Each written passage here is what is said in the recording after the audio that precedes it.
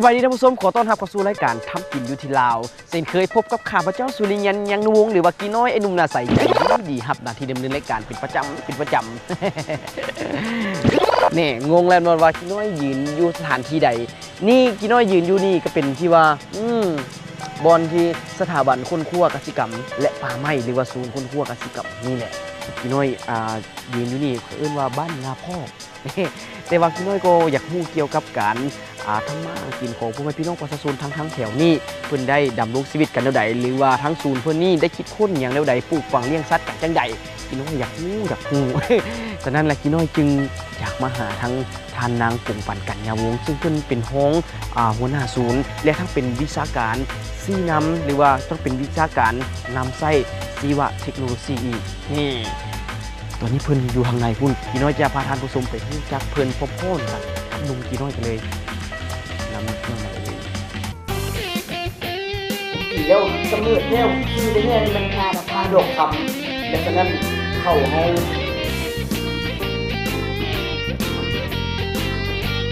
เฮ้ยต้องถามผู้สาวชื่อว่าอย่างไรผู้สาวเนาะถามหนึ่งกับโบปะที่ได้มีแฟนเป็นบ่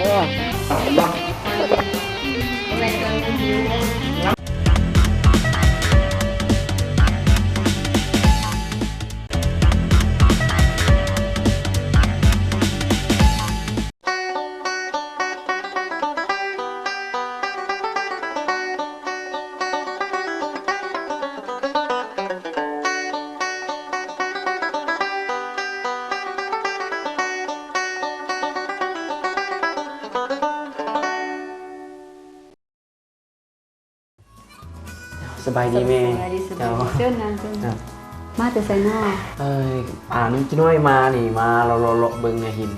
เป็นประชาชนที่ว่าเพิ่นได้ปลูกเขาเรือกํลังดำนาอยู่ขนาดนี้ยางมาเลาะไปเลาะมาแล้วมาเห็นศูนย์ค้นคว้ากสิค้นคว้าแล้วก็แลกกสิกรรมนี่นะเนาะมาเห็นแล้วศูนย์ค้นคว้ากสิกรรมเขานี่มาเห็นเลยนุ่มจีน้อยเด้อที่มีความสนใจอยากรู้เกี่ยวกับการที่ว่าเพาะพันธุ์เขาบ่ทั้งศูนย์เฮามีการคิดค้นหลายอย่างพืชหลายอย่างนะน้องพี่น้องเลยอยากมาสอบถามอะไรก็มาถามมึงว่าไปหาท่านนางนี่ก็กงปันนะสิเนี่ยมันจะขอถามอีกถามว่าอีเมลคือท่านนางกงปันเพราะโอ้ยฉันสบายดีอีกนึงเลยอยากว่าฉันมาที่เลยอยากถามเลยเรื่องนี้นะอยากพูดจักเกี่ยวกับการที่ว่าถึงกลุ่มเฮานี่บ่สูนเฮานี่นะที่ว่ามีคิดค้นอย่างหล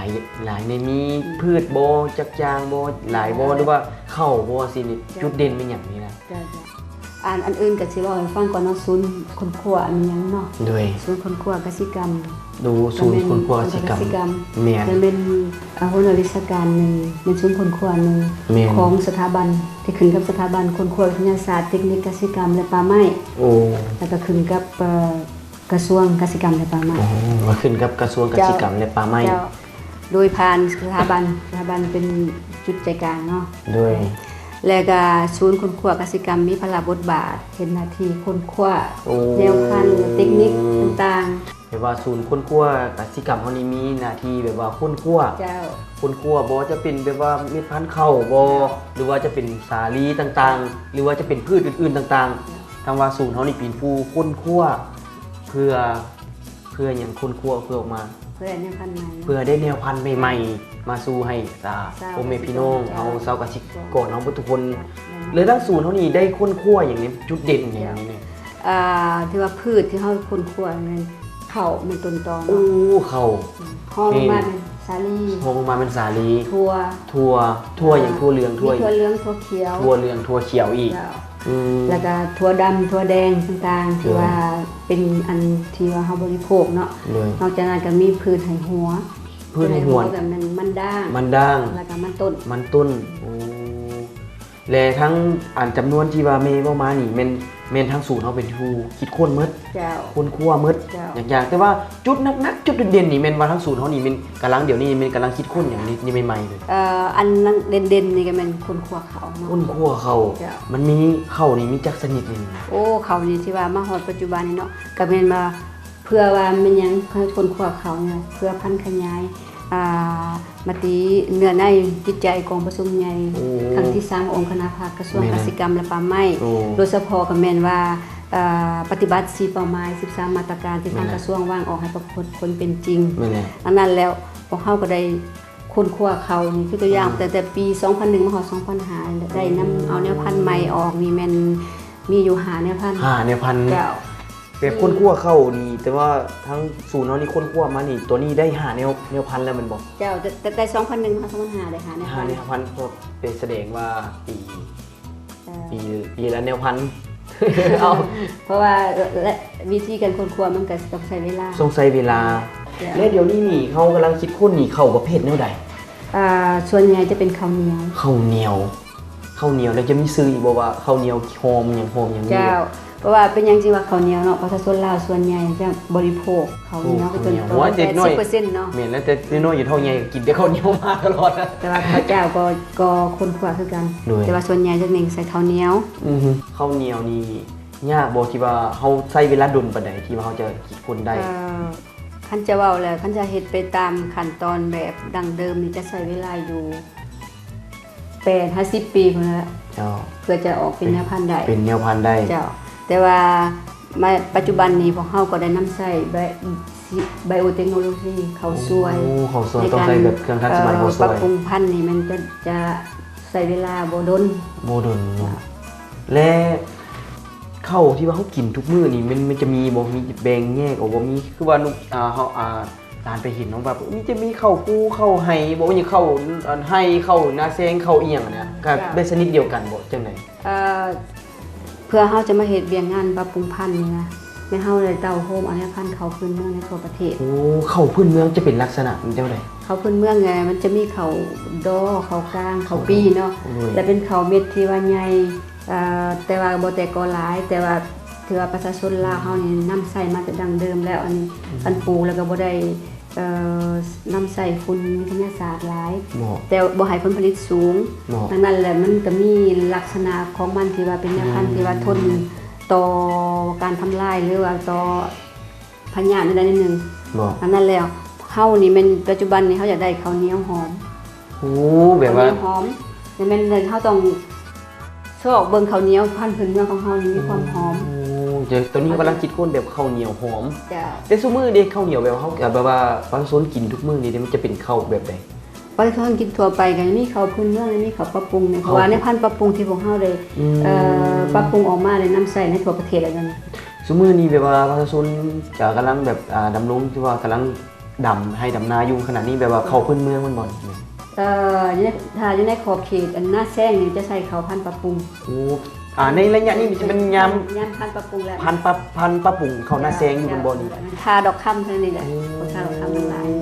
ที่ว่าเฮากินข้าวทุกมื้อนี่เป็นข้าวที่ว่าพันธุ์ปรับปรุงและก็ข้าวพันธุ์พื้นเมือง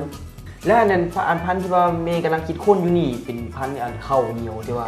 ข้าวหอมบ่ใช่มั้ยในทั้งหมดที่ว่าเฮาได้ออกมานี่มันมี1ในพันธุ์ที่ว่ามีควา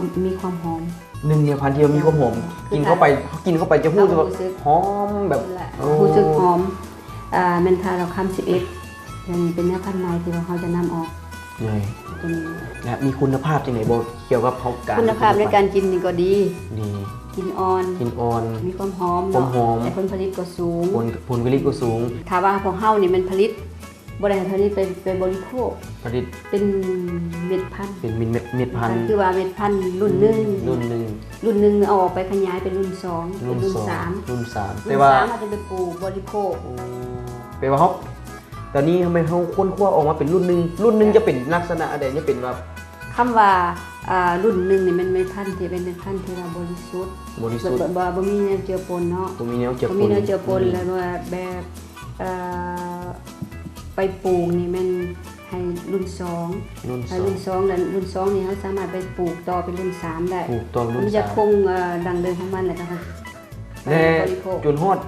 รุ่นใดเฮาจังไปปลูกได้รุ่น3บ่ปลูกอันนั้นมันจะมี2วิธี3วิธีเนาะปลูกปักด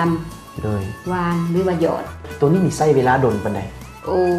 อันที่ว่าแสดงในพันธุ์ใหม่ออกมานี่บ่คือดังที่ได้ว่ามันให้มาให้ฟังเนาะแล้วเฮาเริ่มจากพัน996คน ใช้เวลาโดนบ่สมควร สิได้ผสมพันธุ์ตัวอย่างเขามักหิงเขามักหิงเขาพันธุ์พื้นเมืองผสมมาผสมนี่เขาเริ่มที่1996มาฮอดปีนี้จึงค่อยได้โดยจักปีซั่น96อยู่นี่ปี2008แล้วเด้2008แล้วแล้วเด้เนาะไล่2007ซะได้เป็น2007เนาะเดี๋ยวนี้เป็น2008มันก็ได้หลาย90 96 97 98 99 50ปีขึ้นเมือง10ปีพุ่นละป้าซัวเฮา4คิดคนได้บ่วันของธรรมดาได้ใช้เวลาดุนพอสมควรพุ่นแล้วได้ใช้เวลาอันนี้เข้านี่ก็เป็นว่ามีคุณภาพที่สูงที่ว่าเฮาโลเลี้ยงชีวิตเฮาใหญ่ขึ้นมาก็ย่อมมันเข้าก็จะบอกแล้วเขามีพระคุณต่อปากสูลาวทุกคนมีพระคุณต่อมนุษย์เฮาทุกคนนี่กินอะไรก็บ่แล้วกินอะไรบ่แล้วเข้าแม่นแล้วว่าพวกร้านบ่สนใจบ่เป็นหยังจริงว่าใส่ทาดอกคำโอ้ตัวนี้บ่ฮู้เลยเป็นหยังจะถามเลยว่าเป็นหยังถึงใส่ทาดอกคำเป็นหยังบ่ใส่เขานั่นเขาคือบ่ใส่เขามักหิ้งเขาอีพวกเขาหยังไปเนาะเอาจะถามเลยว่าเป็นหยังจริงใส่ทาดอกคำทาดอกคำนี่มาที่ใส่นั่นแหละจริงว่าถามมึงว่าสนใจบ่ทาดอกคำมันศูนย์คนครัวกสิกรรมตั้งอยู่ในทงหาบทาดอกคำบ้านทาดอกคำบ้านทาดอกคำเจ้าเมืองไซธานีนครหลวงจันทน์เนาะอยู่นี่แหละอันนี้ว่าบ้านทาดอกคำเจ้าบ้านทาดอกคำว่าบ่เป็นนาพ่อบ่ว่าอันนี้มันเมื่อก่อนมันเป็นทงหาบมันเว้ากว้างเนาะนาพ่อแต่ว่ามันนี้เป็นนาพ่อมันเว้ากว้างแต่นี่เป็นทาดอกคำทาดอกคำโอ้ยก็เลยว่าโอ้โหได้นี่มาใส่ซื้อเนี่ยพันธุ์เขาของเฮานี่เป็นทาดอกคำทาดอกคำซื้อบนนี้และส่วนซาลีนี่มันเท่าใดเนี่ยพันนึงเนาะซาลีทาดอกคำซาลีมาใส่ซอคกความหมายไปเลยศูนย์คนครัวศูนย์คนครัวกสิกรรมเจ้าและถั่วเขียวคือกันมี2เนี่ยพันธุ์ที่เฮาคนครัวได้ก็ใส่ซอคกคือกันคือกันแต่ว่าใส่ซาลีข้าวเหนียวซอคก1ถั่วเขียวซอคก1ซอคก2เขาจะแบ่งเป็นรุ่นขึ้นไปอีกโอ้ต้นกำเนิดไปว่าโอ้อันนี้เป็นบ้านทาดอกคำเจ้าบ้านทาดอกคำแต่ร้านกินกันเดียวว่าเป็นนาโพกสนุกมาโอ้ยนาโพกจริงๆแล้วกำเนิดแท้ชื่อได้แท้มันทาดอกคำและฉะนั้นเข้าเฮาคนครัวมาจึงใส่ชื่อว่าเข้าทาดอกคำโอ้สิมีชื่อเสียงโด่งดังโอ้ได้ฮู้ข้อมูลหลานได้ข้อมูลมาหลายเติบแล้วโอ้จะเป็นต้นกำเนิดของเขาซื้อว่าจังนั้นจังซี่หรือว่าคนครัวมาได้จักปีโอ้ทีแหละส่วนหลายเห็นแต่ว่าได้เห็นแต่พระสุนเจ้าให้สำนาดำให้ดำนาใส่เหงื่อใส่แหงแต่ว่าทางเพิ่นอยู่ในของราชการเพิ่นสิก็บ่แม่นว่าสิทิ่มปะละเลยยังพระสุนทางที่ว่าเพิ่นก็ดำให้ดำนาเพิ่นก็คิดค้นเม็ดพันธุ์ข้าวใหม่ๆรุ่นใหม่ออกมาเพื่อตอบสนองให้บรรดาพ่อแม่พี่น้องชาวเกษตรกรเฮาได้มีสิ่งใหม่ๆมานำใช้กันเพื่อให้ได้ผลผลผลิตได้รับที่ว่าผลกำไรที่งามดีเนาะร้านฮูบอนที่ว่าได้เว้ามาเมื่อก่อนหันว่าพวกเฮามีข้าวทาดอกคำ11เป็นข้าวหอมเนาะข้าวหอมนอกจากนั้นแม่นว่าแต่ปี2001มานี่เฮาผลิตได้มีทาดอกคำ5ทาดอกคำ6ทาดอกคำ7ทาดอกคำ9ทาดอกคำ10โอ้แบบว่าไล่ขึ้นไปเลยเจ้าในทาดอกคำ11กับทาดอกคำอัน8ที่ว่าบ่ได้ทาดอกคำ8บ่ได้เว้าอยู่นี่แม่นตัวนี้มันหาก็ออกมาใหม่โอ้กำลังสิคุณออกมาใหม่ออกมาแล้วฮักคนออกในปี2007นี่นะบอกนั่นแล้ว2007นี่กำลังสิคนออกมาเลยโอ้ยได้จริงใหม่ๆทาดอกคำ8กับทาดอกคำ11ดีแต่ว่าตอนนี้มีทั้งไอ้น้องเขากำลังเป็นขบวนพื้นกำลังอยู่ทางไหนเนาะอยากไปเบิ่งเนาะสันเนาะบอกว่าพากันลงไปตรงหน้าขั้นที่ไปเบิ่งนี่เอาไว้ในระยะหน้าในระยะหน้าในระยะนี้ให้มีทักไปรายการเขานี่ไปพักกินน้ำกินไหนกันซะก่อนเพราะว่าได้เบิ่งข้อมูลได้ฮู้จักที่ว่าแม่ก็มามีทักไปรายการบางว่าคงจะเข้าใจไปบ่หลายก็น้อยเนาะให้เพิ่นไปพักกินน้ำกินไหนกันซะก่อนแล้วระยะหน้าแม่สิพาเฮาไปเบิ่งที่ว่าการลงตัวจริงเลยเนาะเป็นว่าประชาชนเพิ่นหรือว่าไอ้น้องเขากำลังดำอยู่ในขณะนี้เลยจะสอบถามในอย่างนี้ไทยมีทางเป็นรายการให้ไปพักชมสิ่งที่น่าสนใจกินน้ำกินในกันสักคนอย่าห่างเปลี่ยนช่องไปใส่เลยในยานานี่ของดี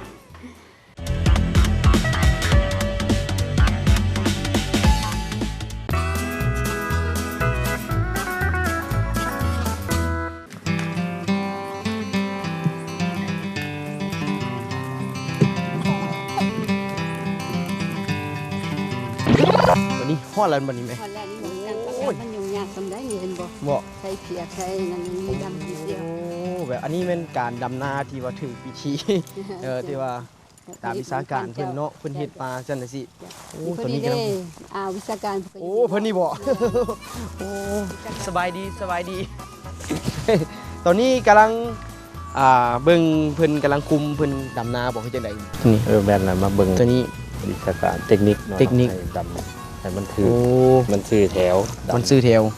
ดำ ดำวิธีที่ถูกต้องมันต้องให้มันซื้อแถวมันบ่นี่ นั่นแหละมันเป็นแถวแล้วก็ เพื่อหยัง เพื่อการตัดข้าวปนเขามีการตัดข้าวปนอันนี้คือการ โอ้ ผลิตเม็ดพันธุ์รุ่นหนึ่งเลย เหมาะ เขาตัดข้าวปนเขาจะกวดไปเทละแถวละแถวไปครับต้นมันผลเขาก็ตัดออกแล้วก็ดำ1 กิบก้าบ่ให้ดำหลายกิบก้า1 กิบก้าต่อสุ่ม เนื้อที่ของเฮามีทั้งหมดนี่หลายปานกว้างบ่ได้คือเห็นบักหลาย เนื้อที่สำหรับผลิตหนึ่งอยู่ในนี่ก็มีประมาณ8 เฮกตาร์ 8 เฮกตาร์แล้วเฮาใส่ที่ว่าไอ้น้องเฮามาดำนานี่จักคนเดือนเทื่อ ไอ้น้องเฮามาดำน้ำนี่ก็อิงตามสภาพมาแต่ว่าดำอยู่ในล็อกหนึงนี่ต้องใส่คนบ่ให้รุด10 คนจัง บ่ให้ ดำ รู้ ได้ 10 คน พอเขาใส่เพียกคันรุด10 คนแล้วมันซ่านานแล้ว โอ้ 2คนมาจับเปียก8คน ปกติมื้อนี้จะมี2กลุ่ม สอง ดำ เฮาเอาจะ2คนมาจับเพียก แต่8คนเฮาจะดำแต่วิธีการดำนี่ยากบ่เริ่มต้นแต่ว่าเรื่องคำว่าคนบ่เป็นคือนุ่มกินน้อยนี่บ่เป็นนี่ยากบ่นี่เริ่ม วิธีการดำนี่ถ้าว่า อืม ผู้ใดที่บ่ทันเคยดำใส่เพียกเนาะ แม่น เวลาดำแล้วจะบ่เข้าหมู่บ่เป็นแถวว่าที่ดำบ่ติดเพียกกันเป็นเบิ่งวางไว้ ปั่นงูลอยน้ำไปเลยเนาะ แล้วก็ซ่าอีกต้องเป็นผู้ที่ชำนาญเช่นว่า ชำนาญ บ้านเฮานี่บ้านผลตองนี่แล้วก็ บ่ บ้านฝั่งนั้นเนาะ โอ้ พระเจ้าที่มาเคยดำอยู่นี่ทุก พระเจ้า ปีนะพระเจ้ สำนานแล้วบางเทื่อคันกระเจ้าสำนานแล้วบ่จำเป็นที่ว่าใส่เพียกก็ได้เนาะ บ่ได้ ต้องใส่เพียกบ่สำนานสำเร็จก็ต้องใส่บ่สมมุติว่า ต้องใส่ อันนี้เป็นวิธีที่ถูกต้องเนาะ แม่นแหละ เขาใส่ระยะการเวลาโดนไปได้เขาจังสามารถเก็บเกี่ยวได้ ก็อิงตามอายุการของแต่ละเขาเนาะคือเขาอันนี้มันอายุ135 วัน นับแต่มือตกกล้าไป135 วันจะได้เกี่ยวเข้าภาสนูหนึง เข้าท่าสนูหนึ่ง แม่นแหละรุ่นไปรุ่นหนึงนี่เฮารับผิดชอบ แม่นแล้ว รุ่นสองจะเป็นฝ่ายกองเสริม หรือว่า แม่นละ สถานีอ้อมขัง แม่นแล้ว ผลิตแล้วก็รุ่น 3 จะไปอยู่มือชาวนาตัวแบบ แม่นแล้ว ผลิตเพื่อแจกจ่ายในภายในบ้านไม่อย่างนั้นนะ เอ้ยที่ว่าดำๆเนี่ยจะหลายคนที่คือปิดตะมวนเนาะ อันกี่น้อยบ่สนใจนะว่าลงไปดำซอยอัน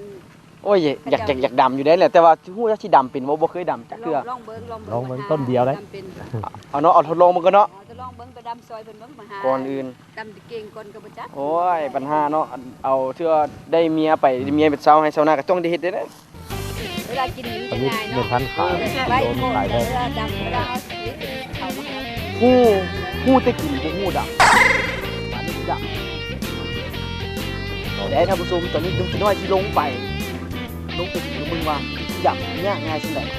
เพราะว่าฮู้แต่กินบ่ฮู้ดำตอนนี้สิเริ่มดำนากันแล้วโอ้ยมาถามผู้สาวชื่อว่าจังได๋ผู้สาวเนาะถามมึงก็บ่ปากสิได้มีแฟนเพิ่นบ่อีสอนค่อยดำนี่พี่ดำได้นี่ไปทีเดียวสิ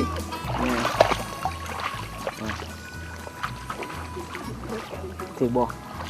ใ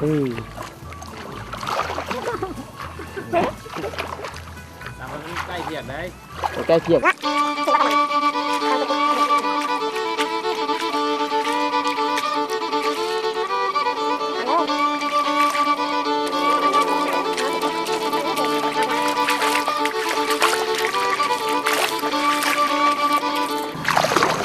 ท่านผู้ชมเขาก็เบิ่งวิธีการดำไปแล้วจังหน่อยพี่น้อยจะพาท่านผู้ชม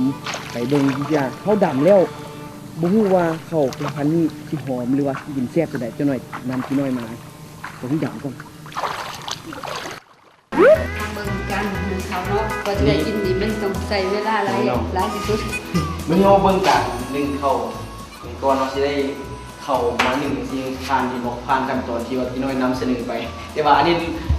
ย้อนหลักตัดตอน อย่าพูดว่าเขาตัวนี้เป็นเขาชนิดพันธุ์ไหนไข่นึง จะเป็นเขาทานคำ เขา 12 เขาพาเราทำ12มันเป็นน้ำมูลหอม เป็นยังไงหอมบ่ตัวนี้สวยได้เลย ตัวนี้ตัวแรกจะกินกันอย่างซี เขานี่เมนูเป็นสายพันธุ์ทาดอกคำ42แต่จะเป็นเขาทาดอกคำ12 12นี่แม่มาเป็นหยังว่าความหมายว่า12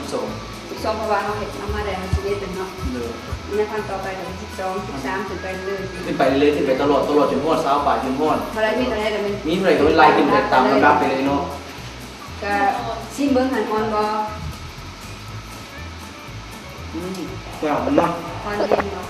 บ่แม่นตอนนั้นหิวบ่ น้ำหิว อันนี้แบบที่ว่าทำซุนมาว่าอยู่เขาเคยเห็นแต่ว่ากินแต่บ่ฮู้ว่าพันธุ์ข้าวเม็ดข้าวนี้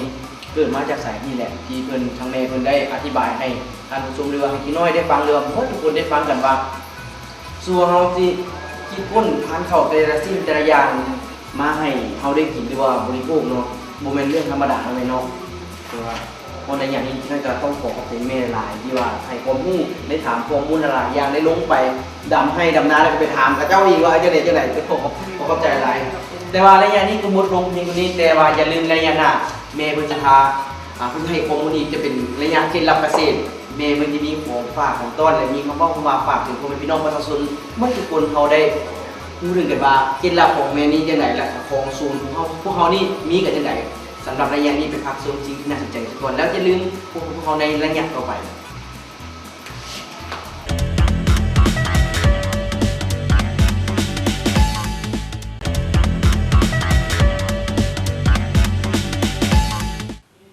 เมื่อกี้นี่ก็ไปแล้วเนาะดำนาแล้วก็เบิ้งที่ว่าเขาสุกเรียบร้อยแล้ว โอ้ยซีมเป็นแต่แซ่บเนาะแต่ว่าตัวนี้ก็เป็นบอลที่ว่าคัดเข้าเนาะแม่บอลที่ว่าเขาคัดเข้าที่ว่าเข้าเขาดำแล้วเกี่ยวแล้วเก็บกู้มาแล้วมาปั้นแล้วก็มานี่เขาจะคัดเข้าว่าเข้าสิอันนี้บอลคัดเข้าเขาจะเลือกเข้าแบบใด เขาที่ว่าเขาปลูกอยู่ตรงหน้านี่มาขัดตัวนี้เป็นหยังที่ว่ามาขัดเอาเม็ดรีบเอาเศษเฟืองเศษต่างๆนี่ออก แม่นตัวคัดเข้าเอาเม็ดที่มันรีบออกเม็ดที่ว่ามันบ่ตุ้ยบ่เพียวออกเอาเศษเฟืองออกอันนี้เป็นบอลคัดเข้าหลายบอลแหละเราเห็นแล้วดีใจแต่ว่าระยะนี้ก็เป็นระยะสุดท้ายกันแล้วเป็นระยะเคล็ดลับเกษตรตอนนี้แม่เพิ่นนี่สิมีเล็กๆน้อยๆมาบอกให้มีทักเป็นรายการเลยว่าพ่อแม่พี่น้องประชาชนทุกคนที่ว่าชาวไร่ชาวนาชาวหัวชาวสวนชาวเกษตรกรหมดทุกคนเนาะแม่เพิ่นมีเคล็ดลับเล็กๆน้อยๆฝากถึงพี่น้องเฮาหรือว่าประชาชนที่ว่ามีทักเป็นรายการทางบ้านได้เบิ่งได้ชมกันตอนนี้ให้แม่ฝากเลย สำหรับศูนย์คนทั่วกสิกรรมของพวกเฮาเนาะในฤดูหน้าปีจะมาถึงนี้จะเป็นได้กล้าเกี่ยมแนวพันธุ์ใหม่2แนวพันธุ์ที่ว่าเป็นแนวพันธุ์ที่ให้ผลผลิตสูงแล้วก็คุณภาพการกินก็แซ่บอ่อนมีอยู่2แนวพันธุ์คือทาดอกคำ12และ13ที่ว่าได้มาจากสายพันธุ์ทาดอกคำ25และทาดอกคำ42จะเป็นทาดอกคำ12 13พร้อมที่จำหน่ายให้แก่ผู้ที่จะนำไปปลูกไปขยายในต่อไปเพราะว่าเดี๋ยวนี้เขากำลังการเกียมเรียบร้อยช่วงนี้เป็นแนวพันธุ์ที่ว่าเหมาะที่ว่าปลูกรอบฤดูหน้าปีโดยแต่ถ้าประชาชนเพิ่นอยากมาเอาพันธุ์น้ำศูนย์พวกเฮานี่ไปปลูกหรือว่าไปจังได๋เพิ่นสิติดต่อหรือว่ามาพบปัญหานำเฮาได้จังได๋เพิ่นก็สามารถเพราะว่าอันนี้ก็คิดว่าหลายๆทานสิฮู้แล้วมาอยู่ไสศูนย์ฝึกกสิกรรมอยู่วันใดก็สามารถติดต่อพัวพันมาถึงสถานที่เฮาก็ได้แล้วก็หรือว่าจะโทรศัพท์มาก็ได้เบอร์โทรศัพท์ของพวกเฮาเนี่ยมันจะใช้เบอร์นั่นเนาะมือถือคืออยู่020 240 5091แล้วก็020 560 1465เนาะนี่ถ้าหากว่าท่านใดที่ว่าฮู้สถานที่แล้วก็มาเลยมาหาเพิ่นอยู่ในห้องการเลยสบายโลดกันส่วนหลายเพิ่นจะเอิ้นนาพอกสิว่าเป็นไงเนาะนาพอกว่านาพอกศูนย์คนครัวนาพอกสิมารถกับเพิ่นจะเขียนแต่ว่าศูนย์คนครัวกสิกรรมนี่แหละศูนย์คนครัวกสิกรรมมาถามหาเพิ่นเลยนี่ทั้งแม่กงปั่นครับโดยมาเพียงใดๆครับถามบ่รู้เพิ่นใจดีหลายแนวพันธุ์เพราะว่านอกจากที่ว่าแนวพันธุ์นั้นปรับปรุงเยอะที่เฮาจะเอาไปทาราคำแล้วเฮาก็มีพันธุ์พื้นเมืองจำนวนนึงแม่นนี่คือดังที่พวกเฮาได้เห็นน่ะเนาะแม่นแล้วเขาที่ว่าปลูกในฤดูหน้าปีมันเขาพื้นเมืองที่ว่ามีความหอมน้ำนวลแม่นแล้วอันนี้ก็เป็นแนวพันธุ์นึงที่ว่าพวกเฮานำไปจะปรับปรุงเป็นแนวพันธุ์ปรับปรุงในตอนไหนที่ว่าหากำลังได้เริ่มต้นมาได้2ปีแล้วแม่นแล้วหากว่ามีทักเป็นรายการหรือว่าพ่อแม่พี่น้องประชาชนที่ว่าชาวไร่ชาวนาหรือว่าชาวเกษตรกรหมดทุกคนเนาะหรือว่าอยากมีความรู้อยู่แล้วแต่ว่ายังบ่รู้ ยังบ่ฮู้หลายหรือว่าอยากได้ความรู้อีกเพิ่มเติมหรือว่าอยากสอบถามเพิ่นว่าพันธุ์นี้ลักษณะเท่าใดยินดีเพิ่นให้ยินดีให้คำคิดเห็นอีกเนาะมาหาเพิ่นเลยรถอยู่ศูนย์คนครัวกสิกรรมนี่เอาละท้ายนี้พี่น้อยก็ได้บทเรียนนำแม่นี่เนาะก็หลายเลยได้มาเบิ่งว่าข้าวมันมีจักชนิดมีจักพันธุ์ส่วนหลายฮู้แต่กินบ่ฮู้ซ้ำว่าข้าวเกิดมาแต่ไส ฮู้แต่กินกับอิ่มเท่านั้นแล้วบ่ฮู้ว่าข้าวนี่เกิดมาจากไสคนเฮานี่บ่คนลาวเฮานี่มีความคนลาวเฮานี่บ่น้อยหน้าผู้อื่นที่ว่าเรื่องมันสมองคนลาวเฮาเฮ็ดได้ถ้าว่าส่งเสริมคนลาวฉะนั้นเฮาทุกคนต้องส่งเสริมคนลาวลาวเฮ็ดลาวได้ลาวใช้ลาวเจริญเป็นตัวนะแม่เนาะตอนนี้ลูกขอบใจหลายขอบใจได้ข้อมูลนี่เอาละก่อนจากกันกินน้อยต้องขอบใจมิตรทักแฟนรายการทุกๆคนทุกๆท่านที่ติดตามรับชมรายการทำกินอยู่ที่ลาวตั้งแต่ต้นจนจบรายการเนาะแต่สำหรับตอนนี้เวลารายการทำกินของลุงกินน้อยก็หมดลงเพียงพอดีสำหรับตอนนี้กินน้อยต้องขอบใจอีกทีนึงเนาะรายการกินน้อยผมไปทีมงานเพื่อทุกคนต้องขอกล่าวคำว่าสบายดี